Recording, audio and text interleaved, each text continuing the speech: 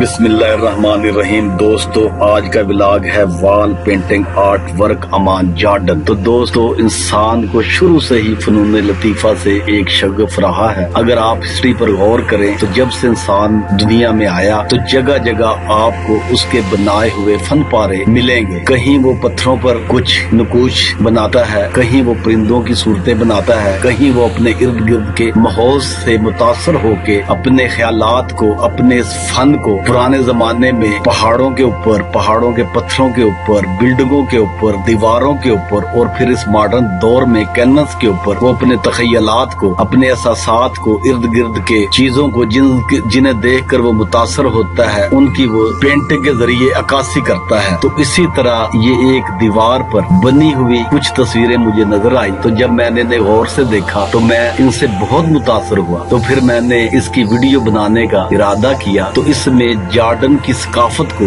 जब से जॉर्डन आजाद हुआ और इस वक्त तक उसको नुमाया तौर पर दिखाया गया है। जॉर्डन के हवाले से मैं बात करता चलूं तो दोस्तों, इस पर हाशमियत किंगडम ऑफ जॉर्डन के नाम से जो भी बादशाह है वो रूल करता है और ये हुसैन बिन अली की औलाद में से हैं और ये आपको हाशमियत किंग का टाइटल देते हैं। सबसे पहले जो इनका बादशाह था वो अब्दुल्ला अव्वल बिन अल हुसैन, जिसने 25 मई 1946 से 20 जुलाई 1951 तक इस जॉर्डन पर हुकूमत की। उसके बाद फिर तलाल बिन अब्दुल्ला, जिसकी हुकूमत का दुरानिया 20 जुलाई 1951 से 11 अगस्त 1952 तक बनता है। उसके बाद अल हुसैन बिन तलाल इनका तीसरा बादशाह था, जिसने इस जॉर्डन पर 11 अगस्त 1952 से 7 फरवरी 1999 तक हुकूमत की। और फिर दोस्तों, इसके बाद अब्दुल्ला सानी बिन अल हुसैन इस जॉर्डन का बादशाह बना, जिसने 7 फरवरी 1999 से अपनी हुकूमत का आगाज किया और अल्हम्दुलिल्लाह अब तक बाहयात हैं और इस वक्त भी किंगडम ऑफ जॉर्डन के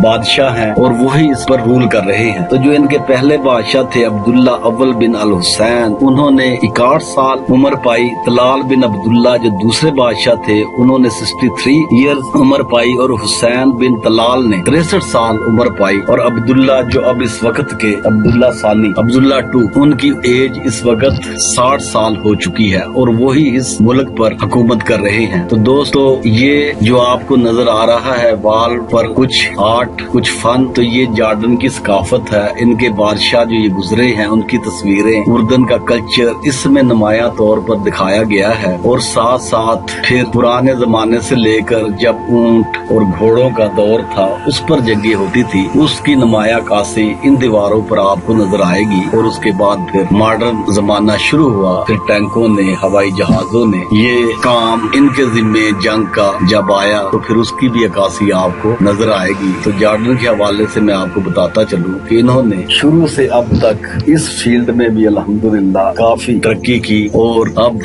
रॉयल जॉर्डन एयरफोर्स, इनकी मिलिट्री, इनकी बहरिया, ये अल्हम्दुलिल्लाह कुछ न कुछ करने के काबिल है। इनकी इसराइल के साथ 3 जंगें भी हो चुकी हैं और इसी एक्सपीरियंस को मद्देनजर रखते हुए जॉर्डन आने वाले दौर के मुताबिक अपनी तैयारी में मसरूफ रहता है। तो दोस्तों, ये सब उसी की अक्कासी है जो आपको इस दीवार पर नजर आ रहा है। इसमें कल्चर है, कुछ जंगों के सिलसिले में जो उन्होंने कारनामे अंजाम दिए उनकी तस्वीरें आपको नजर आएंगी। मस्जिद अक्सा की भी तस्वीर इसी वॉल पेंटिंग के दौरान आपको नजर आई होगी। और फिर साथ ये कुछ फौजियों के इस दौर के लिबास में टैंक और फिर हवाई जहाज और फिर उनके जंग करने के तरीकेकार, ये सब कुछ इस पेंटिंग में नुमाया तौर पर दिखाया गया है। तो दोस्तों, जैसे मैं पहले बता चुका हूँ कि इंसान अपनी तारीख के साथ साथ इन चीजों को महफूज रखने का शौक भी रखता है और जैसे जैसे वक्त गुजरता गया तो ये चीजें मॉडर्न पैमाने पर मुनज़्ज़म तौर पर इकट्ठी की गई और इनको